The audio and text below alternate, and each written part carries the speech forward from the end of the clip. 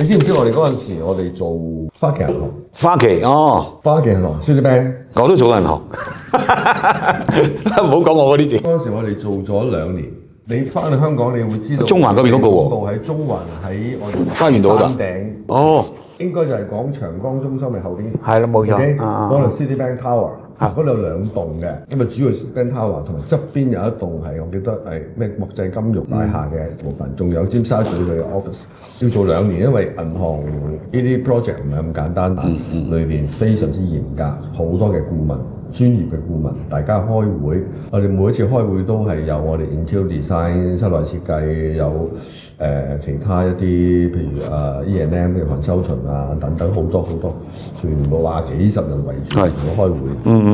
呢個項目係我哋當時講，我覺得係好有，即係仲係後生仔嗰時僆仔嚟㗎嘛，小朋友咁樣。咁但係我就真係學咗好多嘢，同埋我覺得公司可以能夠上到一定嘅一個，即係有機會參與已經係一個好好嘅身份嘅。絕對係升咯。絕對係。仲有啊，嗰段時間你喺北京啊嚇？北京我喺北京嗰時候。但係你知唔知香港喺90年代尾嘅時候有另一個好大嘅市場競爭嘅行業就係電信。咁我哋公司當時即係最高峰嘅時候，我哋做電信業一個好表姐嘅項目。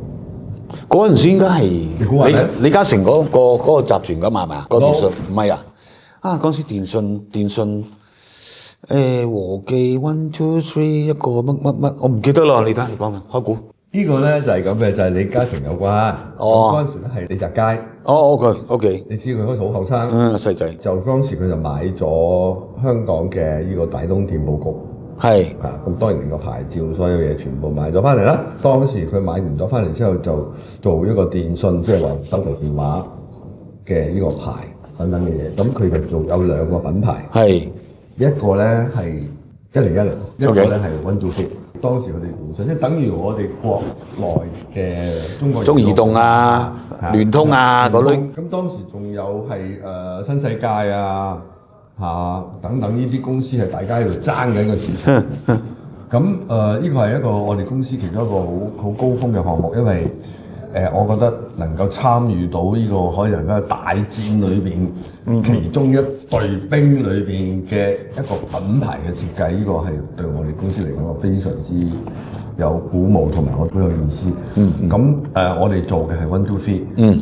記得1010咧係我哋香港嘅設計之父 Alan Chan。Alan Chan。係啦，嗰個項目咧，我哋都其實都身經百戰咁樣打低到好多公司，然之後我哋就攞咗123去做，因為當時123啱啱李嘉誠個仔李澤楷買咗之後咧，佢全線嘅鋪都重新要 design 過晒所有嘅形象。當時123係點樣嘅蛋？